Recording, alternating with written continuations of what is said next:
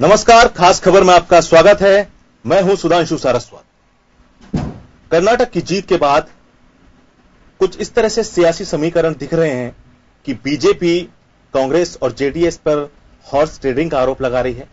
वहीं जो कांग्रेस है वो बीजेपी पर आरोप प्रत्यारोप कर रही है। लेकिन इसके साथ ही जब कर्नाटक की जीत हुई तो राहुल गांधी मीडिया से मुखातिब हुए और उन्होंने प्रेस कॉन्फ्रेंस में इस बात के साफ संकेत दिए कि 2019 के जो आम चुनाव होंगे उन आम चुनावों में सारी विपक्षी दल एक साथ मिलकर संयुक्त विपक्ष के रूप में बीजेपी का सामना करेंगे। इस बात की कवायद केवल राहुल गांधी ने जब ये बात कही तभी से नहीं, बहुत पहले से चल रही है कि बीजेपी को विपक्षी दल संयुक्त रूप से मुकाबला देंगे 2019 में। इस पूरे मामले पर हम चर्चा करेंगे और समझेंगे कि आखिर कौन से वो आधार हैं जिन पर विपक्षी दल इस बात का दावा कर रहे हैं और क्या ये गठबंधन अगर होगा तो वो टिक पाएगा। लेकिन उससे पहले एक रिपोर्ट देखते हैं। केंद्र की मोदी सरकार लगातार 2019 में आने वाले आम चुनावों में फिर से बड़ी जीत की बात कर रही है। इधर साल 2019 के आम चुनाव में अमित शाह और नरेंद्र मोदी के नेतृत्व वाली ताकतवर बीजेपी का सामना करने के लिए कांग्रेस समेत विपक्ष के कई दलों ने एक साथ आने के लिए तैयारियां शुरू कर दी हैं। कर्नाटक चुनाव परिणाम और उसके बाद सरकार बनाने को लेकर चली रस्साकशी ने विपक्ष को एक बार फिर पीएम मोदी और बीजेपी के खिलाफ गोलबंदी का मौका दे दिया है। कांग्रेस अध्यक्ष राहुल गांधी 2019 लोकसभा चुनावों के मद्देनजर इस गोलबंदी को और मजबूत करना चाहते हैं। ये जो लोकतंत्र पे आक्रमण था, जो पूरे देश में हो रहा है, सब जगह हो रहा है, इसको यहां पे कर्नाटक में रोका गया है। और मैं और सब ऑपोजिशन के लीडर मिलकर आपको कहते हैं कि बीजेपी को, आरएसएस को हम रोकेंगे। जो ये देश के इंस्टीट्यूशंस के साथ, सुप्रीम कोर्ट के साथ कर रहे हैं, इसको हम रोकेंगे और देश में जो हिंदुस्तान की जनता की आवाज है उसकी हम रक्षा करेंगे। भारतीय राजनीति में इस तरह बनने वाले तमाम महागठबंधनों के कई उदाहरण हैं।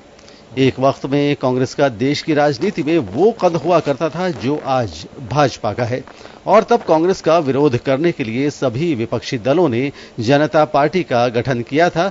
लेकिन आखिर में ये गठबंधन भी सफल नहीं हो सका और तब से लेकर आज तक इस तरह एकजुट विपक्ष बनने की ये प्रक्रियाएं असफल होती दिखाई दी हैं। लोकतंत्र में किसी को भी अलायंस करने का अधिकार है, लेकिन एक व्यक्ति के द्वेष से एक निगेटिव पॉलिटिक्स करना, यह राजनीति नहीं होती। जनता कतई पसंद नहीं करती और इसलिए आप देख रहे हो कांग्रेस हार रही है, जगह जगह हार रही है। देश के तमाम विपक्षी दल इस समय फांसीवाद से लेकर सांप्रदायिकता से लड़ने की बात कह रहे हैं। इस मुद्दे पर सभी दलों में आपसी सहमति भी दिखाई दे रही है। लेकिन क्या इस सहमति के साथ विपक्ष पूरी ताकत के साथ बीजेपी का सामना करने में सक्षम होगा? वहीं विपक्ष के पास कोई कार्यक्रम नहीं है जिसे वो देश के सामने पेश कर सके। नोटबंदी से लेकर जीएसटी पर सरकार की फजीहत के बाद भी विपक्ष कोई मजबूत कार्यक्रम पेश नहीं कर सका है। राहुल गांधी संयुक्त विपक्ष के रूप में प्रधानमंत्री बनने की इच्छा जाहिर कर चुके हैं, लेकिन क्या पूरा विपक्ष उन्हें अपना नेता मानने के लिए तैयार हो सकेगा और क्या ये कवायदें बीजेपी का विजय रथ रोक सकेगी? ब्यूरो रिपोर्ट, जन टीवी न्यूज। अब यहां सवाल यह है कि 2019 के आम चुनाव में क्या विपक्षी दलों का गठबंधन मोदी और अमित शाह की जोड़ी को या बीजेपी को पूरी तरह से एक टक्कर दे पाएगा, या उनके जो सपना है लगातार जीत का सपना, उस सपने को चकनाचूर कर पाएगा? ये बहुत सारे सवाल हैं। इस पूरे चर्चा में हम जानने की कोशिश करेंगे। मेरे साथ चर्चा में बीजेपी से लक्ष्मीकांत भारद्वाज जी हैं, समाजवादी पार्टी से विनोद यादव जी हैं मेरे साथ, और वरिष्ठ पत्रकार श्याम सुंदर शर्मा जी हैं। इन तीनों से हम चर्चा करेंगे। सबसे पहले मैं श्याम सुंदर शर्मा जी के पास जाना चाहूंगा। कर्नाटक की जीत हुई, कर्नाटक की जीत के बाद राहुल गांधी एक प्रेस कॉन्फ्रेंस करते हैं और वो गठबंधन, महागठबंधन की बात करते हैं, विपक्षी दलों का एक गठबंधन जो कि 2019 में चुनौती देगा मोदी को कि उनकी जो जीत का रथ है उसको रोकने के लिए। ये पहला मौका नहीं था कि विपक्ष इस तरह की बात की गई। इससे पहले बहुत सारी ऐसी कवायद हुई हैं, जो डिनर डिप्लोमेसी के तहत भी पार्टी के जो नेता हैं वो जुटे हैं एक जगह कि महागठबंधन बनाया जाएगा। इस तरह 2019 में इस तरह का जो गठबंधन अगर आप देखते हैं, किस तरह का फॉर्मेशन देखते हैं आप गठबंधन का, और कहाँ लगता है आपको कि मोदी के लिए कितनी दिक्कत पैदा कर सकते हैं? देखिए सुधांशु जी, कर्नाटक के चुनाव ने देश में एक अलग तरह की राजनीति का उदय किया है। वहां त्रिशंकु जब विधानसभा आ गई तो किसी भी दल को ये कहने की स्थिति में नहीं आए कि हम सरकार बनाने में सक्षम हैं। तो आपने देखा सुप्रीम कोर्ट भी गया मामला, उसके बाद फ्लोर पे भी सबसे बड़ा दल कांग्रेस, सबसे बड़ा दल बीजेपी हताशा की स्थिति में आ गया और वो फ्लोर से पहले से ही कह गया कि हम इस्तीफा देते हैं। लेकिन उन्होंने इस्तीफा देकर के एक अच्छी दिशा तो दे दी। उनको पता था कि हम अगर जोड़ तोड़ के बना लेंगे तो उनके आरोप, करप्शन के आरोप, बहुत सारी चीजें आज लग जाते हैं। अब क्योंकि उन्होंने वो चीज करके दिखाई जो अटल बिहारी वाजपेयी ने जिस प्रकार से लोकसभा में किया था, वो उन्होंने कहा कि मेरे पास बहुमत नहीं है, मैं बड़े दल के रूप में था, मैं सोच रहा था कि देश हित में कुछ लोग मेरे साथ आएंगे, नहीं आ पाए और मैं असफल रहा और मैं अपना इस्तीफा राज्यपाल को दे दिया। अब वहां पर फिर से कवायद शुरू हो गई है और वहां कांग्रेस और जेडीएस के मुख्यमंत्री कुमारस्वामी बनने की स्थिति में आ गए। अब दोनों में गठबंधन को लेकर के दिल्ली में आए भी हैं सोनिया गांधी, और फिर वही वाला पुराना वाला हिसाब किताब शुरू हो गया कि भाई आपको वहां जाकर के बातचीत करनी पड़ेगी। फिर उसके बाद क्योंकि शुरुआत पे तो उन्होंने कह दिया कि हम आपको मुख्यमंत्री स्वीकार करते हैं और बेशर्त हम आपको गठबंधन करते हैं। अब उनको भी ऐसा लग रहा था कि गठबंधन तो करना किसके साथ, हो किसके साथ गया। अब कर्नाटक में फिर से मुख्यमंत्री बनेंगे और उसके बाद वहां ये तय हो रहा है कि भाई हम 13 मंत्री तो जेडीएस के लेंगे और 20 लेंगे कांग्रेस के, डिप्टी सीएम बनाएंगे कांग्रेस का, उसके अलावा वित्त विभाग मुख्यमंत्री जी रखेंगे। तो ये सारी चीजें कैलकुलेशन बड़े उससे चल रही है। अब ये गठबंधन कितने दिन टिक पाएगा, क्या स्थिति होगी, ये तो भविष्य पर निर्भर है। लेकिन एक बार फिर कर्नाटक में वो स्थिति पैदा हो गई है कि स्पष्ट बहुमत नहीं मिलने से जहां होती है और राजनीतिक अस्थिरता का माहौल फिर शुरू हो जाएगा, क्योंकि किसी भी कीमत पे नरेंद्र मोदी को जो चीज देखने को मिली वो कहीं न कहीं कसक तो रहेगी उनकी, और वो कसक कितने दिन तक कैसी स्थिति में क्या निकलेगी वो आपके सामने आने वाले समय बताएगा। क्योंकि आज हम कुछ कह नहीं सकते। वहां कर्नाटक में जो कुछ घटित हुआ वो देश के जो 4 राज्यों के होने वाले चुनाव और 2019 में होने वाले लोकसभा के चुनाव पर सीधी प्रहार तो करते हैं। अब मोदी जी, आज अमित शाह का मैं सुन रहा था बाद में कि कर्नाटक की जनता को हम बधाई देते हैं कि हमको बड़े दल के रूप में स्वीकारा और हम 40 थे और 104 हो गए, तो वो अपने आप की जीत मान के चलते हैं। वो इसलिए कि वो कहना चाहते हैं कि आम लोगों को, कार्यकर्ताओं को कहते देखिए कि 40 से 104 पहुंच गए, हम तो बड़ा। लेकिन क्योंकि वो जो सोच रहे थे, जिस प्रकार से जेडीएस से उन्होंने समझौता किया था। और जी, एक बहुत इंपॉर्टेंट बात है कि कर्नाटक का जो भी फॉर्मेशन अभी चुनाव के बाद जो सरकार का बैठेगा, जिस तरह की वो बातचीत है, लेकिन एक बहुत जो हम लोग जो सोच रहे हैं, जो यार विपक्षी दल जिस तरह का एक बात की जा रही है कि 2019 को एक टारगेट किया जा रहा है कि 2019 में विपक्षी दल एक साथ आए और मोदी का जो विजय रथ है कि 2019 में, जैसे राहुल गांधी बड़े कॉन्फिडेंस से बात कह रहे हैं कि 2019 में मोदी को जीतने नहीं देंगे, और जैसे उन्होंने प्रधानमंत्री पद के लिए संयुक्त विपक्ष के नेता के रूप में अपने आप को सामने लाए, वो उन्होंने खुद कहा ये बात। वहां एक बहुत बड़ी बात है कि 2019 में आप किस तरह का फॉर्मेशन देखते हैं गठबंधन? देखिए, राहुल गांधी ने अपने आप को प्रधानमंत्री का प्रत्याशी के रूप में कहा जी। अब उसको विपक्ष स्वीकार करेगा नहीं करेगा, ये तो अभी प्रश्न चिन्ह लगा हुआ है ना। अभी आपके सामने अभी तक गठबंधन नहीं हुआ।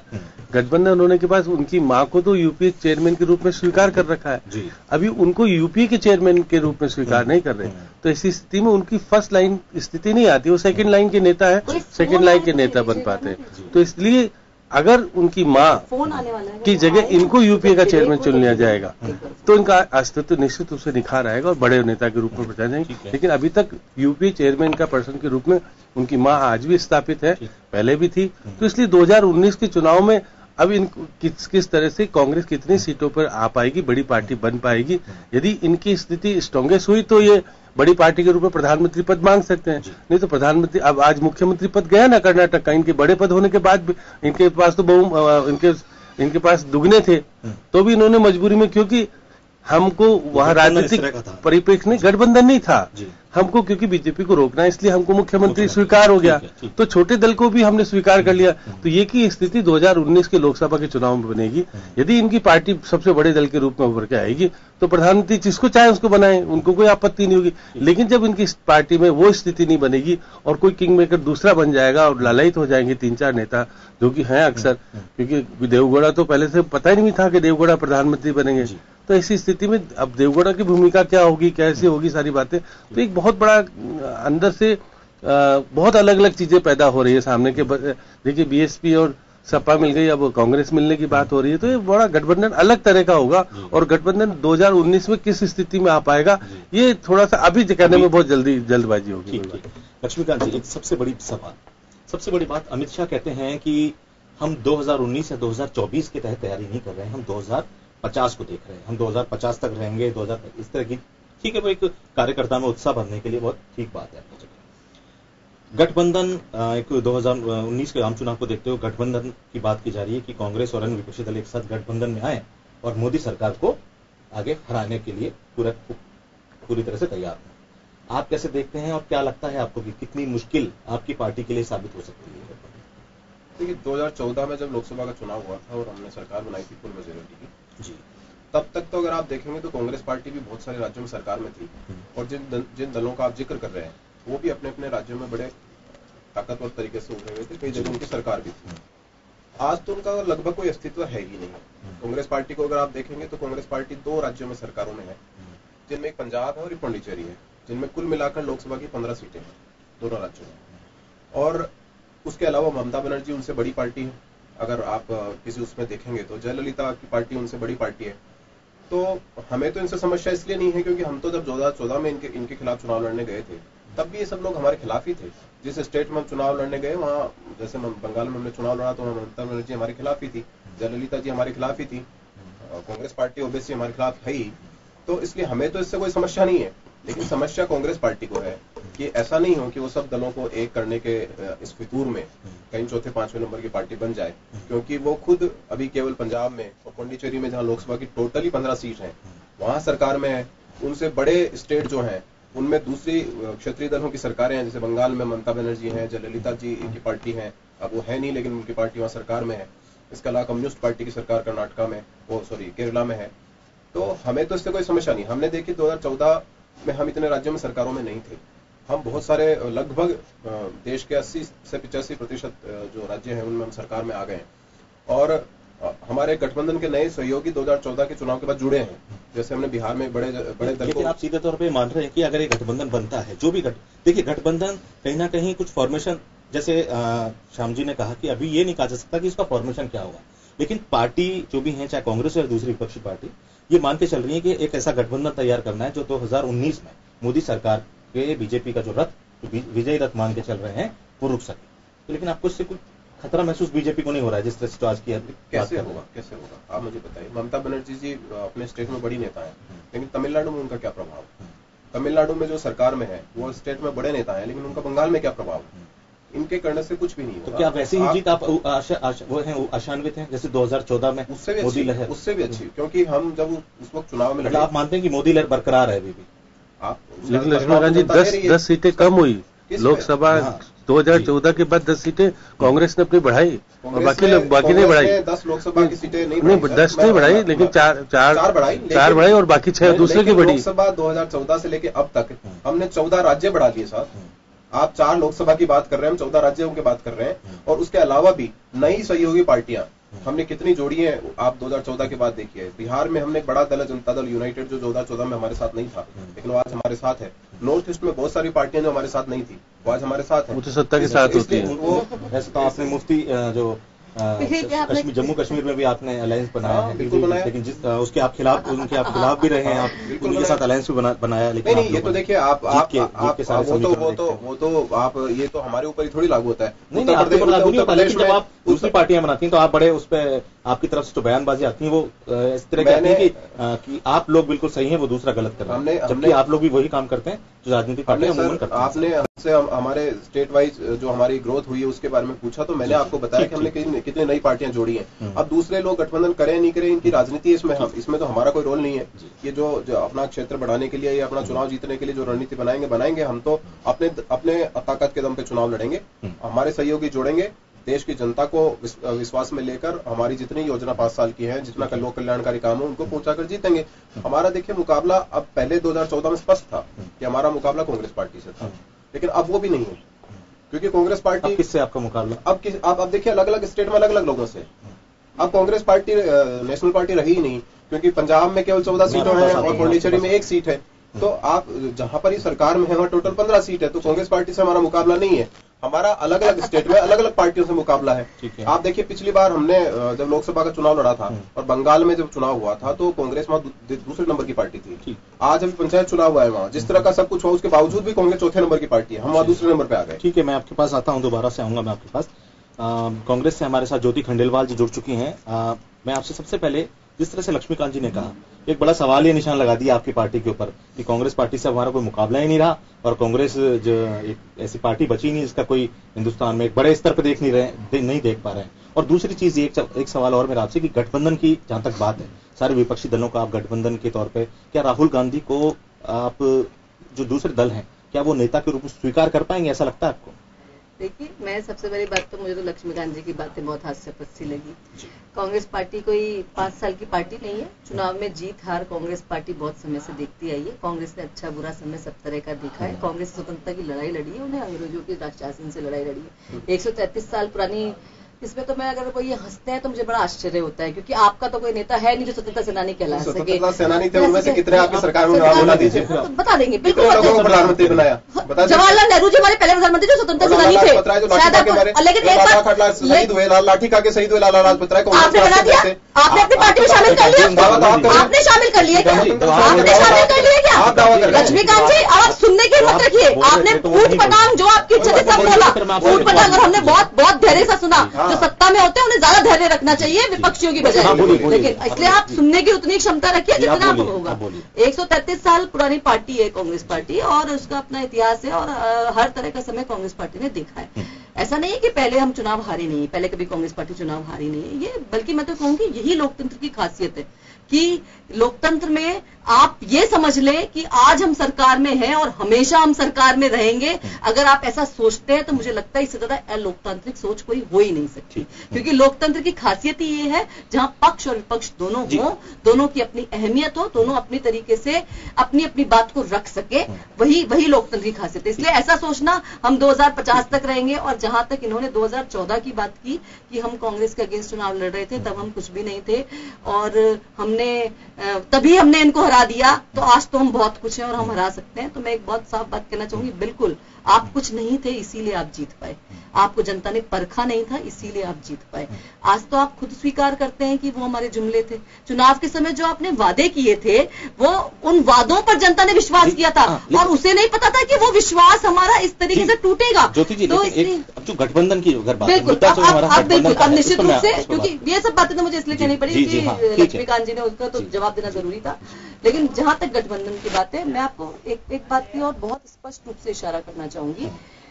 यहां पर जो गठबंधन की बात है वो वैचारिक रूप से अलग अलग दो तरह की जो मत जो इस समय दिखाई दे रहे हैं उनके गठबंधन की बात है। एक मत जो धर्म के नाम पे राजनीति करता है, जो अभी फिर आइएगा समय, फिर देखेंगे जब कहेंगे कि हाँ अभी इन 5 सालों में तो हमने राम मंदिर नहीं बनाया, लेकिन अगले 5 सालों में हम जरूर बनाएंगे, फिर गौ माता की बातें होंगी। अगर आप करते हैं, कांग्रेस एक बड़ी पार्टी के रूप में विपक्ष के साथ जुड़ेंगे, तो हमारा गठबंधन एक धर्मनिरपेक्ष स्वीकार करेंगे। आप उस बात पर भी आती हो, आप पहले गठबंधन की बात करते हैं।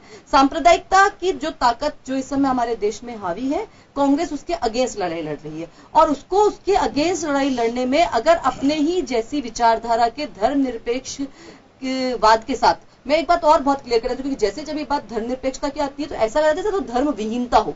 धर्मनिरपेक्षता कभी धर्म विहीनता नहीं होती। धर्मनिरपेक्षता का मतलब होता है सभी धर्मों का सम्मान करना, और हम उसी सभी धर्मों के सम्मान करने की भावना के साथ अगर पार्टी के साथ आगे चल रहे हैं और वो पार्टी हमारे साथ जुड़ रही है, तो हम उस गठबंधन को लेकर के निश्चित रूप से आगे बढ़ेंगे, क्योंकि हम चाहते हैं, कांग्रेस पार्टी का इस मामले में बिल्कुल स्पष्ट सिद्धांत है कि ममता बनर्जी आपको सीख देती है कर्नाटक चुनाव के बाद। देखिए एक बात बताऊं मैं आपको, सीख देना और नहीं देना, आप गठबंधन नहीं होगा अगर लगता है कि कहीं कुछ वैचारिक मददगारी नहीं होगा। आज स्थितियां कोई बहुत स्पष्ट स्थितियां नहीं है, जो स्थितियां होंगी। जहां तक राहुल गांधी जी को प्रधानमंत्री स्वीकार करने की बात है या नहीं है, तो मैं आपको एक बात बहुत स्पष्ट रूप से कह दूं, ये आगे आने वाला समय बताएगा कि वैचारिक सिद्धांतों के साथ एक साथ जाने वाली पार्टियां किसे अपने नेता के रूप में स्वीकार करती हैं। हमने ये कहा है, निश्चित रूप से राहुल गांधी जी ने प्रधानमंत्री पद के लिए अपनी दावेदारी को जताया है, लेकिन उन्होंने इस बात को भी बहुत स्पष्ट रूप से उस समय कहा था, अगर हम उसकी पूरी बात को कोट करते हैं, कि अगर जनता हमें बहुमत देगी तो निश्चित कांग्रेस को अगर बहुमत देगी तो मैं निश्चित रूप से प्रधानमंत्री पद का दावेदार हूं।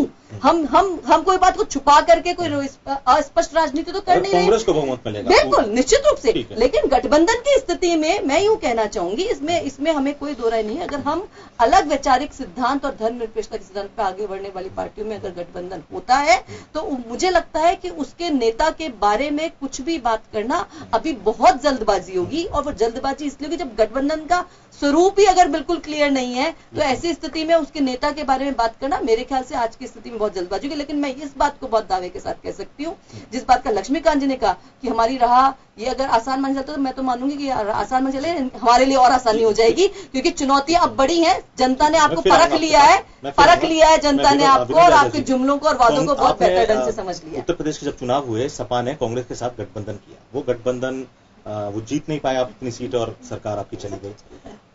ये भी माना गया कि अगर ये गठबंधन नहीं होता आपका कांग्रेस के साथ, तो शायद स्थितियां और बेहतर हो जाती, आपकी स्थितियां बेहतर रहती, इस तरह से हार आपको नहीं झेलनी पड़ती। अब आगे गठबंधन की बात है, किस तरह देख रहे हैं आप? क्योंकि नेचुरल है कि आपकी पार्टी या दूसरी जो पार्टियां हैं वो लोग गठबंधन में जुड़ेंगे कांग्रेस के साथ। देखिए, अब जो परिस्थितियां है वो परिस्थितियां और 2017 के जो चुनाव की परिस्थितियां बिल्कुल अलग थी। 2017 में हमने सिर्फ कांग्रेस से गठबंधन किया था, और यूपी का जो चुनाव था वो कांग्रेस से गठबंधन के हिसाब से हम चुनाव लड़े थे।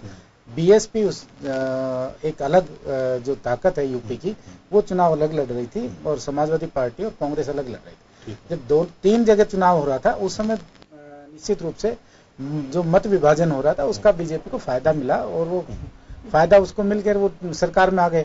लेकिन अब वर्तमान परिस्थितियां ये है कि समाजवादी पार्टी और बसपा ने दोनों ने ये तय कर लिया है कि 2019 का चुनाव हम साथ मिलकर लड़ेंगे, और उसी के साथ में कांग्रेस की जो भी भागीदारी होगी, जिस तरह से भी यूपी के अंदर वहां सहयोग मिल पाएगा बीजेपी को हराने के अंदर, तो वो सहयोग भी लिया जाएगा, और उसमें समाजवादी पार्टी और बसपा दोनों सक्षम है। लेकिन निश्चित रूप से हमारे राष्ट्रीय अध्यक्ष जी कह चुके हैं कि कांग्रेस के राष्ट्रीय अध्यक्ष हमारे दोस्त हैं, और हमारी कांग्रेस से निकटता बनी रहेगी। उस निकटता में अभी क्या होगा आगे, वो उन्होंने ठीक है, वो क्या होगा आगे ये तो आने वाला समय बताएगा। लेकिन जब गठबंधन की बात की जा रही है, बार बार इस बात को बोला जा रहा है, भारतीय राजनीति में इस तरह की बात उठ रही है कि गठबंधन भाई 2019 में एक गठबंधन मोदी के खिलाफ खड़ा होगा, तो निश्चित तौर पर उससे बात की जाएगी।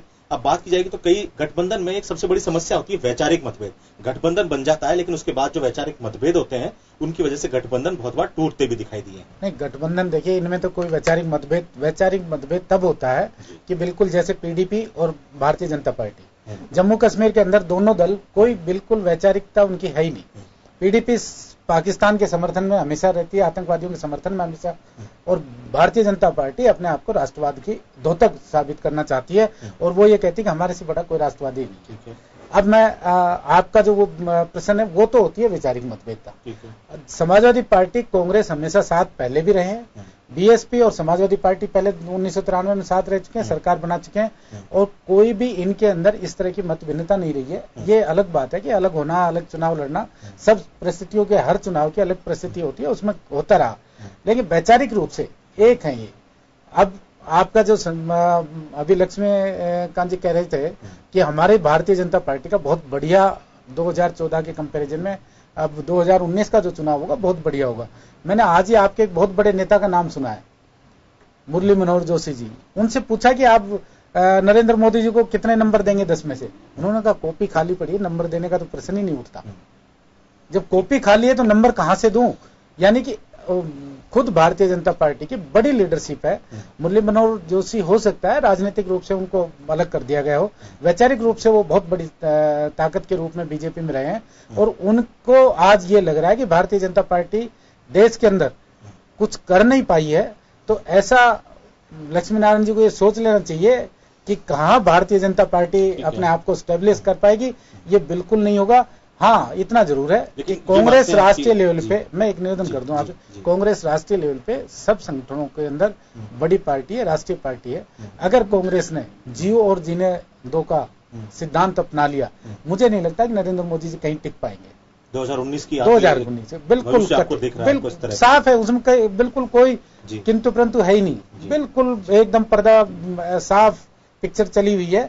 अगर कांग्रेस, हाँ, ये मैं निश्चित रूप से कह रहा हूं कि कांग्रेस ने अगर ये रखा, क्योंकि राष्ट्रीय लेवल की पार्टी सबसे बड़े इसमें और जिनो तो ये अगर जो गठबंधन जुड़ेंगे, हाँ, उन्हीं के लिए तो है ये, जो दल छोटे छोटे साथ में आएंगे कि मैं ये कह रहा हूं कि उनको अगर कांग्रेस ने भागीदारी दी, उनको सबको अपने अंदर समाहित करने का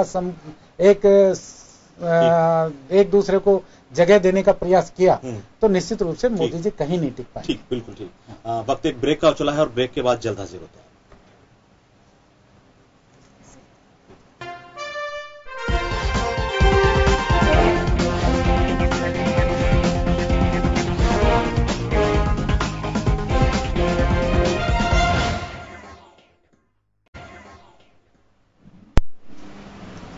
ब्रेक के बाद आपका फिर से स्वागत है खास खबर में।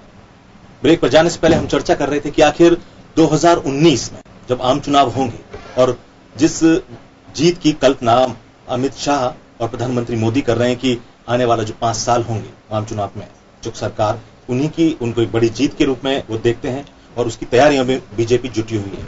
लेकिन एक तैयारी विपक्ष भी कर रहा है, जो दूसरे अन्य सभी, कांग्रेस कर रही है साथ में अन्य विपक्षी दलों के साथ, कि आखिर जो मोदी और शाह की जो रणनीति है उसको कैसे माती जाए और कैसे आने वाले समय में उनकी सरकार इस देश में बन सके। इस पूरे मुद्दे पर हम चर्चा कर रहे हैं कि महागठबंधन जो होगा वो आखिर किस तरह से फॉर्मेशन बदलेगा या किस तरह से भारतीय राजनीति बदलेगी। मैं आपके पास आना चाहूंगा लक्ष्मीकांत भारद्वाज जी, जिस तरह आप कह रहे थे कि आप अमित शाह जी 50 साल की बात करते हैं, वो बात करते हैं कि हम 50 साल तक आने वाले साल में, ठीक है, ये एक अति उत्साह हो सकता है, अति आत्मविश्वास भी हो सकता है कि 50 साल एक हिंदुस्तान जैसे देश में 50 साल सरकार रहने की बात करना अपने आप में एक, मुझे लगता है, हास्यास्पद स्थिति हो जाती है। आप कहते हैं कि वोट प्रतिशत आपका जिस तरह से आप दिखाते हैं, लोकसभा में जब आप आए 2014 में तो 31% वोट बीजेपी को मिले और 69% जो वो वोट थे वो अन्य दूसरी पार्टियों के उसमें खाते में थे।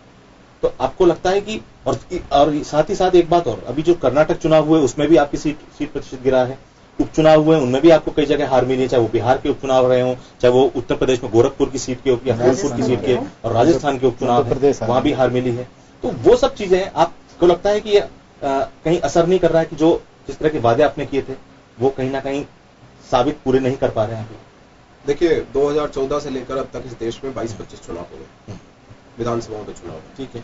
हर विधानसभा के चुनाव से पहले कांग्रेस पार्टी हो या कोई और दल हो, वो इसी तरह की बात करता है। देखिए, आमने सामने आप मुझे बताइए, अगर हम राजस्थान में सरकार में है आज और कल कोई चुनाव होता है और उसमें परिणाम ऐसा आता है कि हम बिल्कुल नीचे चले जाएं, तीसरी चौथे नंबर की पार्टी हो जाए, तो स्पष्ट माना जाएगा कि लोकतंत्र में जनता ने हमको स्वीकार नहीं किया। 2014 के चुनाव के बाद राजस्थान में 2014 के चुनाव के बाद इस प्रदेश देश में हरियाणा में चुनाव हुआ, जब कांग्रेस पार्टी पूर्ण बहुमत की सरकार चला रही थी, वहां तीसरे नंबर की पार्टी है आज। जम्मू कश्मीर का चुनाव हुआ, जब कांग्रेस पार्टी सरकार चला रही थी, वहां चौथे नंबर की पार्टी है। महाराष्ट्र में सरकार चला रही थी, वहां चौथे नंबर की पार्टी है। झारखंड में सरकार चला रही थी, वहां चौथे नंबर की पार्टी है। बिहार में चौथे नंबर की पार्टी है। अभी कर्नाटक में चुनाव हुआ, वहां सरकार चला रही थी, 122 सीटें थी, 78 सीटें आ गई। एक छोटे दल के सामने मुख्यमंत्री के नाम सरेंडर करना पड़ा। बहुत सारे उदाहरण। ये काम आपने नहीं किया। आप 2 सीटों में, तो आप ऐसी बातें बोल रहे हो, 2 सीटों में सरकार बना रहे हो आप और बोल रहे हो कि हम सरकार, तो कि आप लोग सरकार बनाने के लोलुप हो गए हो, आपकी जिद हो गई है आपकी, और इसलिए जब आपकी जिद बन गई है इसलिए आप लोकतंत्र के मूल्यों का हनन कर रहे हो। और जब आप लोकतंत्र के मूल्यों का हनन करते हो और फिर आप उसी बात को कांग्रेस पे अप्लाई करने की कोशिश करते हो, तब हमको परेशानी है। हम समस्या यही है कि आज आप कर्नाटक में कांग्रेस पे उंगली उठाते हो, बिल्कुल सच बोलते खराब आप रहे हो। कर्नाटक में आप आपको बोलने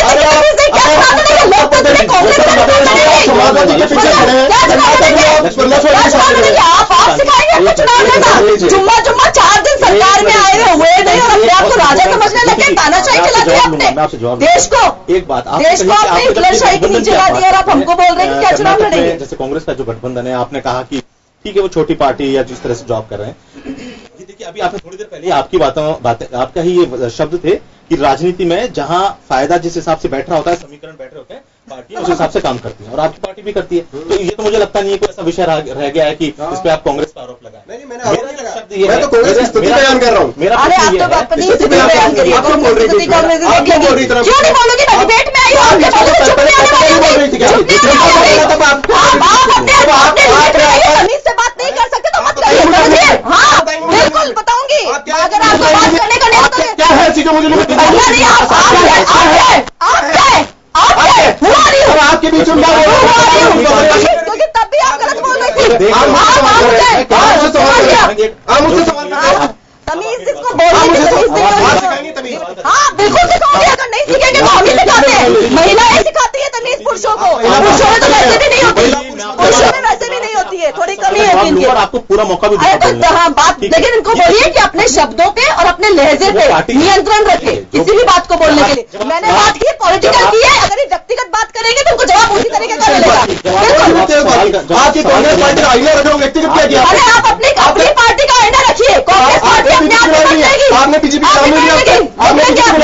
निपट लेंगे। आपने कांग्रेस पे आरोप लगाया तब मैंने आपको बोला कांग्रेस पे झूठा आरोप लगाएंगे, निश्चित रूप से बोलूंगी, निश्चित रूप से। विपक्षी दल बैठ जब साथ में सर आपने इन्होंने उस बात को लेकर के आरोप लगाया जहां आप कर्नाटक चुनाव में लेकर के आप अगर आरोप लगा रहे हैं कि पता नहीं कांग्रेस ने जैसे कौन सा गुनाह कर दिया, जब आप उस गुनाह को लेकर के जवाब देंगे निश्चित रूप से मिलेगा, बिल्कुल मिलेगा, इसमें क्या बात है।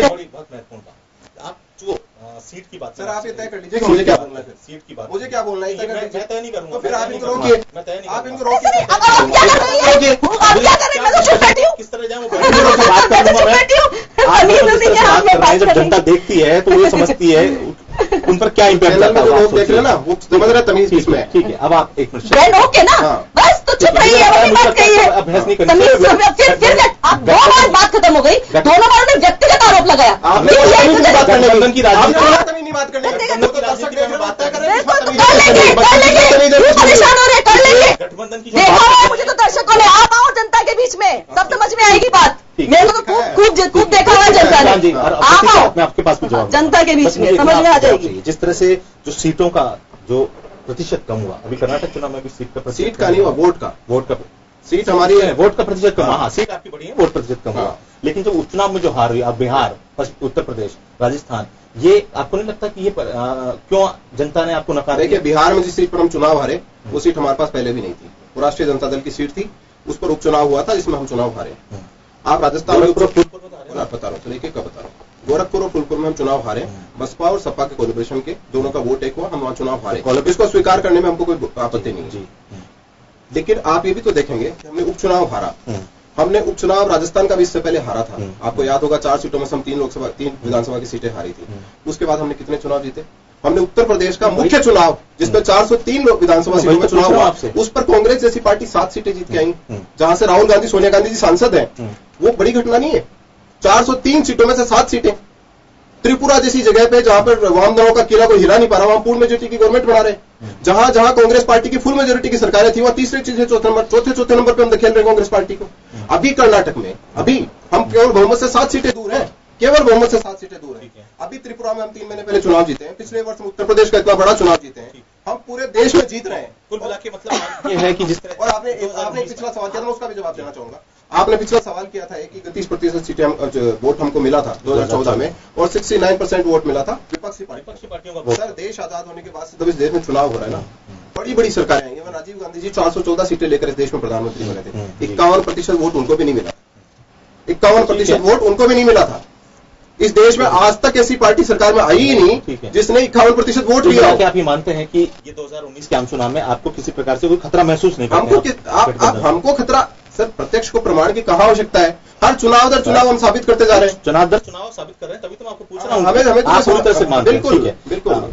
श्याम जी, एक बहुत ही इंपॉर्टेंट बात सवाल यह है कि जब 1970 में जब कांग्रेस के खिलाफ विपक्षी दल हुए थे और जब जनता पार्टी की सरकार का जो गठन हुआ, तब वो इस तरह का एक इतिहास रहा कि जब महागठबंधन, जब बहुत सारे दल मिलकर एक पार्टी के खिलाफ खड़े होते हैं और एक सरकार जैसे बनाई जनता पार्टी ने, तो बहुत ज्यादा वो सक्सेस नहीं हो सकी चीज, वो सफल नहीं हो पाता हिंदुस्तान की राजनीति में।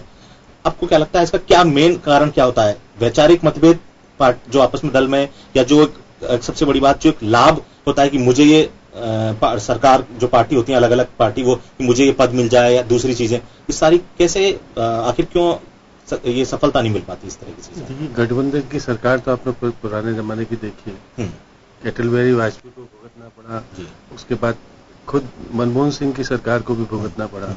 उसमें क्या है कि गठबंधन के लोगों की अपनी अपनी शर्तें होती है, अपने अपने तरीके होते हैं, उसको जोड़े रखना एक बहुत बड़ी चुनौती होता है। अब देखिए कि कांग्रेस के सामने बहुत बड़ी चुनौती थी, वो जिस प्रकार की घटनाएं करते हैं उसका प्रभाव सीधे तौर पर जो शासन करता है उसमें पड़ता है, और उनको उससे कोई लेना देना नहीं होता। उनको सीधा है कि हमको रखो, नहीं तो हम जा रहे हैं छोड़कर।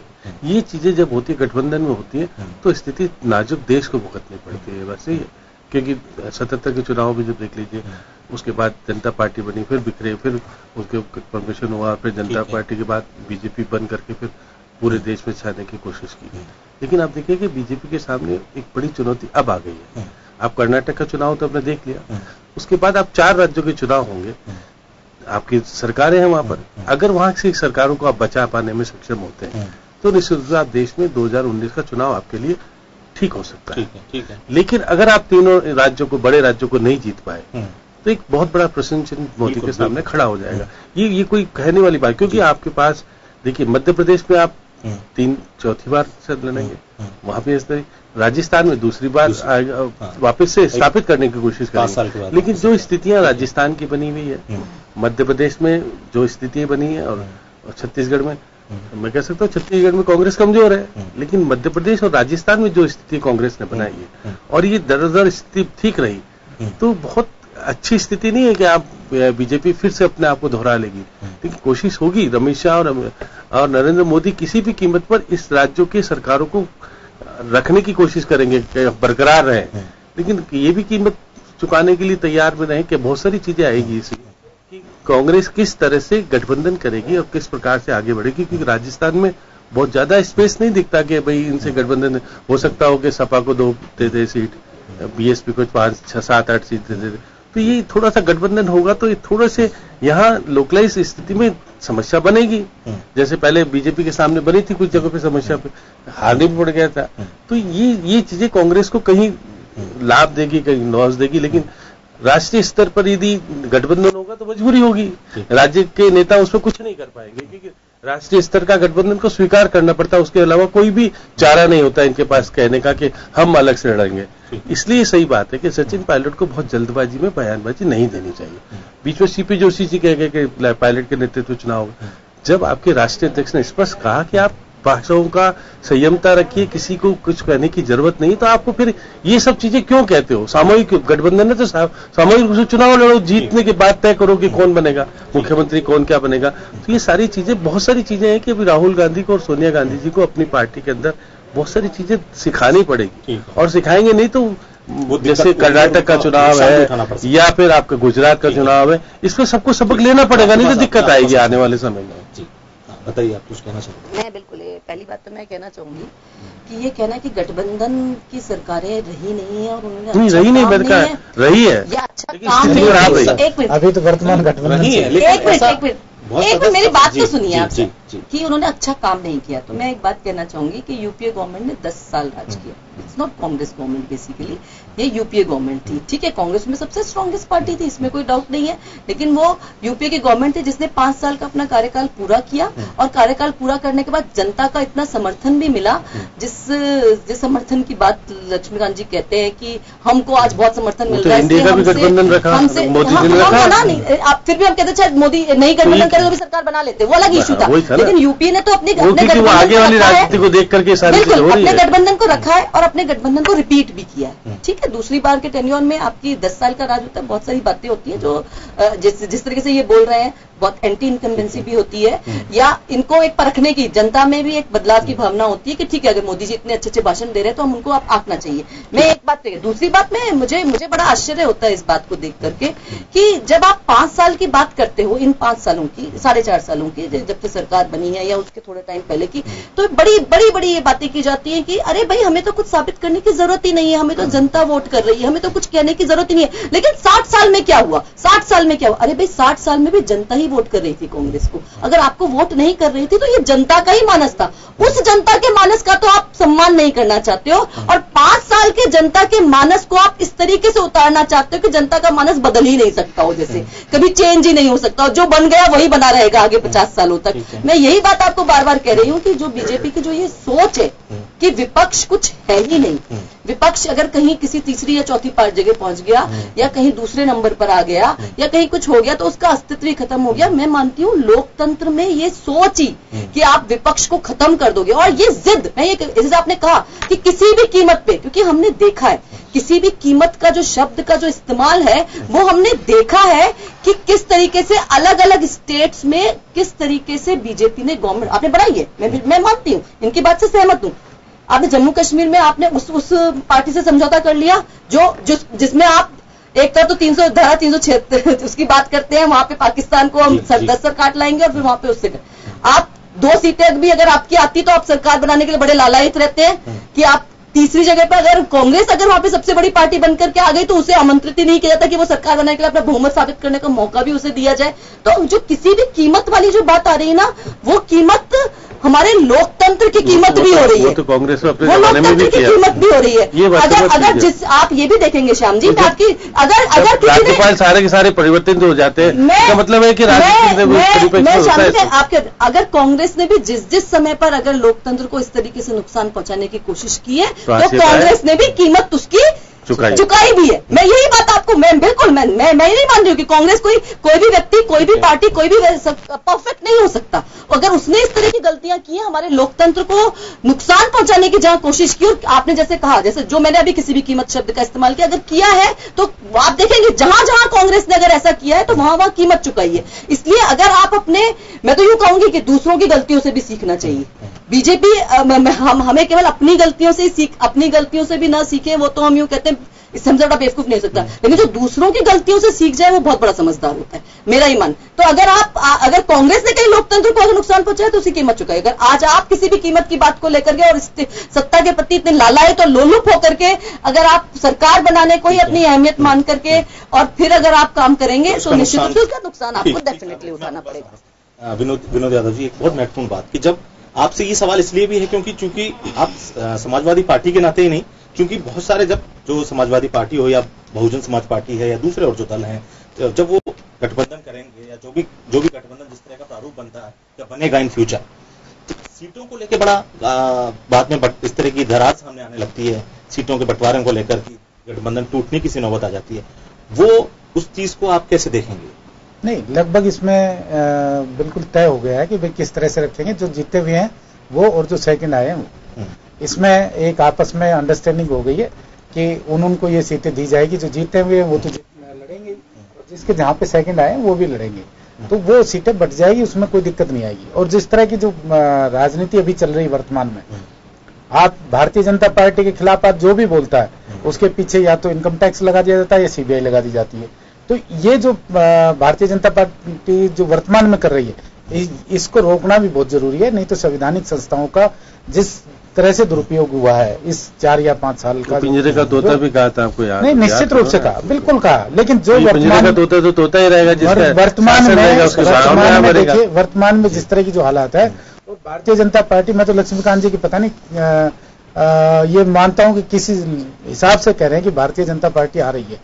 आज पेट्रोल, लक्ष्मीकांत जी नहीं कहेंगे आ रही है, तो मैं ये कह रहा हूं कि आज पेट्रोल और डीजल जो हालत, जो पेट्रोल डीजल ने जो हालत बिगाड़ी है, उससे किसान ने जो आत्महत्या की जो दर बढ़ी है, किसान का जो कर्जा माफ करने का जो, मुझे कई बार तो ये होता है प्रधानमंत्री को ये कहें कि झूठ बोलने के सारे रिकॉर्ड तोड़ रहे, तो कई बार आत्मग्लानि होती है कि हम देश के प्रधानमंत्री के बारे में ये कह रहे हैं। लेकिन शायद ये अगर कहीं गिनीज बुक में लिखा जाए तो शायद भारत में पहले ऐसे प्रधानमंत्री होंगे जो झूठ बोलने में कतई नहीं झिझकते। अभी आपको कर्नाटक के चुनाव में देखा, मैं एक बात दोहराना चाह रहा हूं कि भगत सिंह के से मिलने कांग्रेस का कोई नेता नहीं गया। मैं ये कह रहा हूं कि प्रधानमंत्री जी आप उस समय नहीं थे और आप इतिहास उठा के पढ़े, इतिहास के अंदर आज भी टीवी पे ये डिबेट आ रही है कि उस समय जवाहरलाल नेहरू जी गए, दूसरे नेता गए, उनसे मिल के आए, उनको आश्वासन दिया, उनकी चिट्ठियां लिखी गई, सारा आज इतिहास है वो।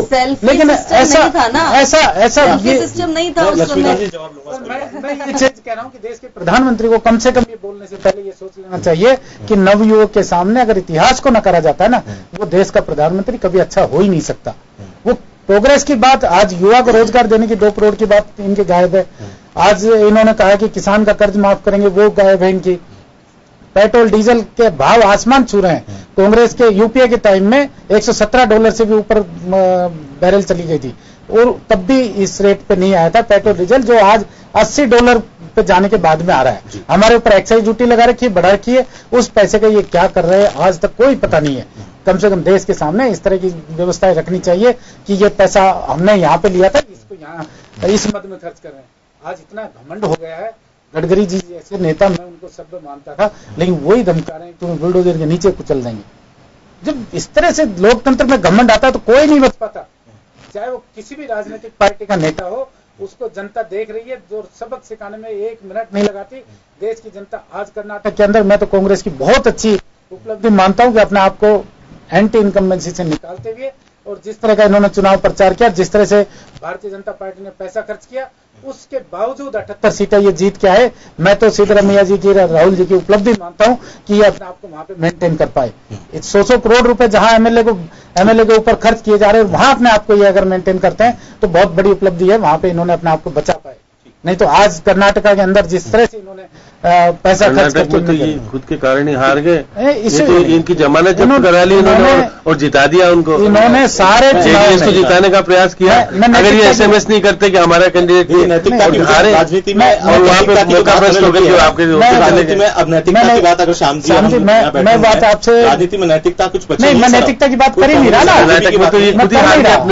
मैं कर नहीं, लगभग शायद 6,000 करोड़ के आसपास कर्नाटक के चुनाव में भारतीय जनता पार्टी ने खर्च किया, 6,000 करोड़ के आसपास। तो वो 6,000 करोड़ कहां से आया? अमित शाह जी या आदरणीय नरेंद्र मोदी जी कम से कम देश की जनता को ये बताइए कि 6,000 करोड़ के आसपास जो खर्च कर दिया, इस पैसे को हम कहां से लाए? ये किसान का पैसा है, ये युवा का पैसा है, मजदूर का पैसा है। आप किसी चीज में ये तो बताइए कि युवा को हमने रोजगार दिया। युवा 4 लाख से ज्यादा युवा को रोजगार नहीं दे पाई। ठीक है, मैं आपकी बात का जवाब देता हूं। एक ये आरोप जो सरकार के ऊपर लग रहे हैं, जो केंद्र सरकार पर, केवल मुद्दा ये नहीं है कि ये विपक्षी पार्टी के तौर पर ये बात उठ रही है कि भाई क्या रोजगार के जो वादे थे वो पूरे हो सके? क्या अभी जो पेट्रोल डीजल के दाम वाकई में बहुत ज्यादा हो रखे हैं और जनता त्रस्त है और बेहाल। वो बीजेपी ही पेट्रोल डीजल के दामों को लेकर हल्ला मचाती थी और हाहाकार। बीजेपी के ही नेता मुझे याद है अच्छे से सड़कों पर आते थे, आंदोलन करते थे और कांग्रेस के ऊपर प्रहार करते थे इस बात को लेकर। और सबसे तीसरी बात, जो आपकी पार्टी के ही सीनियर नेता हैं, चाहे मुरली मनोहर जोशी जी की बात करिए, चाहे यशवंत सिन्हा जी का भी बयान है, शत्रुघ्न सिन्हा जी, यशवंत सिन्हा जी, सब पार्टी मोदी सरकार को उस तरीके से नहीं तोल रहे हैं जैसा आप मान के चल रहे हैं। अरुण शौर्य जी को क्या नहीं है? क्या वाकई में? देखिए, समाजवादी पार्टी के हमारे नेता बैठे हैं, उन्होंने कहा कि मुरली मनोहर जोशी जी ने से कहा, आप मुरली मनोहर जोशी जी तक मत जाइए, आप पहले मुलायम सिंह यादव जी तक जाइए कि उन्होंने आपसे, कांग्रेस से आपने गठबंधन किया उत्तर प्रदेश में और आप जब बुरी तरह हारे तो मुलायम सिंह यादव जी ने क्या कहा था, अगर आप उसको समझ लेंगे तो आपके लिए ज्यादा ठीक होगा, हमारी छोड़िए यार। आप देखिए, ये दौर वो नहीं है सर कि मैं इस टेलीविजन चैनल पे बैठकर यहाँ कुछ भी झूठ बोलूंगा और लोग उसको स्वीकार कर लेंगे, ऐसा नहीं। आजकल लोग पढ़े लिखे हैं, सब चीजों उनके पास माध्यम है, सोर्सेज है, देखने के तरीके हैं। अगर मैं ये दावा करूं कि साहब हमने आजादी की लड़ाई 113 साल तक लड़ी और उसके बाद हमें सरकार बनाई, ये शुरू में लोग समझते थे, लेकिन बाद में लोग सवाल करते हैं कि भाई अगर आप आजादी की लड़ाई लड़ रहे थे तो क्या जवाहरलाल नेहरू के परिवार नहीं लड़ी थी? बाकी जो कांग्रेस के 20 राष्ट्रीय अध्यक्ष थे जब आजादी से पहले, आजादी के नहीं, ये मुद्दे पहले उठ चुके हैं, उन्हीं का जवाब दे रहा हूं। आजादी से पहले कांग्रेस के 20 राष्ट्रीय अध्यक्ष हुए। आप मुझे एक का नाम बता दीजिए जिसके परिवार का कोई व्यक्ति किसी स्टेट का मुख्यमंत्री भी रहा हो, प्रधानमंत्री तो छोड़ दीजिए, किसी स्टेट का मुख्यमंत्री भी रहा हो। और दावा कर रहा हूं, एक नाम बता दीजिए जो 545 सीटों पे से एक सांसद है आज की तारीख में जो स्वतंत्रता सेनानी थे, जो देश के लिए लड़े, उनमें से एक के भी परिवार का, एक परिवार की बपोती आपने सामने रखी, उस पर एक सहानुभूति ली कि हमने देश आजाद कराया। देश के लिए बहुत लोग लड़े सर, बहुत लोग लड़े, फांसी पर चढ़ गए। केवल ये लोग नहीं थे, लेकिन उन्होंने उसको सहानुभूति, इतने साल तक ये झूठ बोलते रहे। और देखिए कई तरीके से आज 4 साल है, जो आज 4 साल गुजरे, सरकार के 4 साल जो मैं बता रहा हूँ, आपने इन्होंने ये बार बार जो डेमोक्रेसी की बात इन्होंने की। देखिए हम चुनाव लड़ रहे हैं और उस चुनाव में लोकतांत्रिक तरीके से हम किसी दल को चुनाव हराते हैं तो कोई बुराई नहीं। ये चुनाव है, लोकतंत्र में सब ऐसे लड़ते हैं। बुराई किसमें? विपक्ष कैसे कुचला जाता है? विपक्ष ऐसे कुचला जाता है कि 1957 में केरल राज्य का गठन हुआ था और वहां पर पहली गैर कांग्रेसी सरकार, इस पूरे देश में गैर कांग्रेसी सरकार बनी थी, नदुरीपाद की वाम दलों की सरकार, और जवाहरलाल नेहरू जी ने उसको बर्खास्त कर दिया बिना किसी कारण के। इंदिरा गांधी जी कांग्रेस की राष्ट्रीय अध्यक्षा और जवाहरलाल नेहरू देश के प्रधानमंत्री। अकेली इंदिरा गांधी जी ने 50 से ज्यादा राज्य सरकारों को बर्खास्त किया, 50 से ज्यादा अकेली इंदिरा गांधी जी ने। ये होती है विपक्ष को कुचलने की साजिश। 1975 में देश में आपातकाल लगाकर देश विपक्ष के नेताओं को जेल में डाल दिया, ये होती विपक्ष कुचलने की साजिश। अगर चुनाव हराकर चुनाव जीता जाए तो विपक्ष कुचलने की साजिश क्या है? जनता हराती है, जनता जिताती है। हमको भी बहुत बार हराया है, आज हम अगर जीत रहे हैं तो जनता हमारे साथ है, इसलिए जीत रहे हैं। आपको मंथन हमको नहीं करना, मंथन उनको करना है, मंथन उनको करना है कि जिन्होंने लेकिन जो 4 साल के अंदर, 4 साल के ऊपर जो आपके ऊपर आरोप हैं, जो वादों को लेकर जो आरोप है, चाहे वो रोजगार को लेकर हो, चाहे वो पेट्रोल डीजल के दामों को लेकर हो, कोई चीज है वो आप उसी पेट्रोल डीजल आप अंतर्राष्ट्रीय बाजार वगैरह सब चीजें हमले के नहीं आए, लेकिन आप उसी चीज पे कांग्रेस पार्टी पे प्रहार करते थे। देखिए ये जो इंटरनेशनल मार्केट के हिसाब से पेट्रोल डीजल क्यों नहीं आप जीएसटी में ले आते हैं? सुनिए ना सर, पेट्रोल डीजल की जो दाम तय हो रही है इंटरनेशनल प्राइस के हिसाब से, इसको हम नहीं लेकर आए, कंपनियों को हैंड ओवर हमने नहीं किया। एक्साइज ड्यूटी कांग्रेस ने नहीं बढ़ाई, एक्साइज ड्यूटी आपने बढ़ाई है। तो पहले भी बरकरार, देखिए दोनों नहीं रखा ना, अशोक गहलोत के टाइम में भी कम नहीं, नहीं एक्साइज ड्यूटी देश सरकार ने 117-18 के बावजूद भी हमने कम में दिया। हमारी सरकार है, कम नहीं किया। हरियाणा में हमारी सरकार है, स्टेट वाला सरकार है, पंजाब में कांग्रेस पार्टी की सरकार है। 56 रुपए ले रहे तेल का दाम कम है, हरियाणा में तेल का दाम कम है, लेकिन पंजाब में ज्यादा क्यों है? क्यों नहीं करती वहां कांग्रेस पार्टी का टैक्स कम?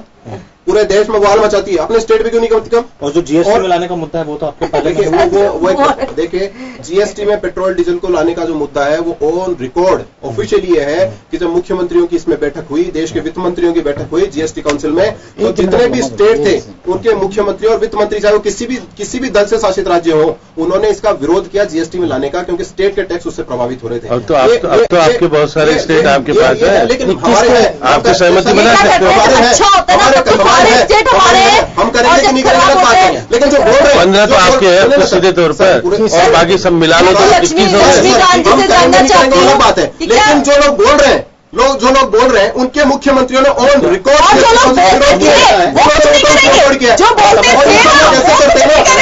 अरे अमित शाह जी ने लक्ष्मीकांत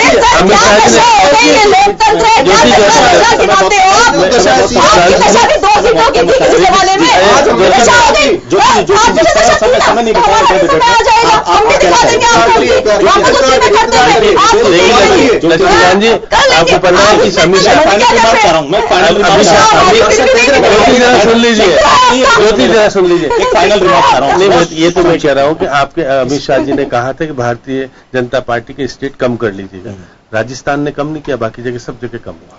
ये स्थिति है जो है स्थिति, लेकिन ये बात सही है कि गठबंधन का स्वरूप अभी तय होने की स्थिति इसलिए नहीं, जब तक 3 राज्यों के चुनाव, आप राजस्थान, मध्य प्रदेश, छत्तीसगढ़ और फिर एक मेघालय का 4 राज्यों के, उसके चुनाव के बाद गठबंधन की सूरत क्या बनेगी वो सामने आएगी। ठीक है, बिल्कुल। देखिए जिस तरह से अभी ये एक जो बात सामने, जो राजनीतिक परिदृश्य में गठबंधन की बात सामने कि 2019 में मोदी का जो जीत का जो रथ है उसको गठबंधन रोकेगा। ठीक है, गठबंधन अपने तरीके से किस फॉर्मेशन में होगा ये आने वाला समय बताएगा, लेकिन जो अगली चुनौती है जो बीजेपी के सामने, जो प्रधानमंत्री मोदी के सामने, वो आने वाले 3 राज्यों के चुनाव हैं, राजस्थान, छत्तीसगढ़ और मध्य प्रदेश, साथ ही मिजोरम का जो चुनाव है, वो चुनाव जो भी परिणाम होंगे वो आगे डिसाइड करेगा कि 2019 का परिदृश्य किस तरह बैठ सकता है। नमस्कार।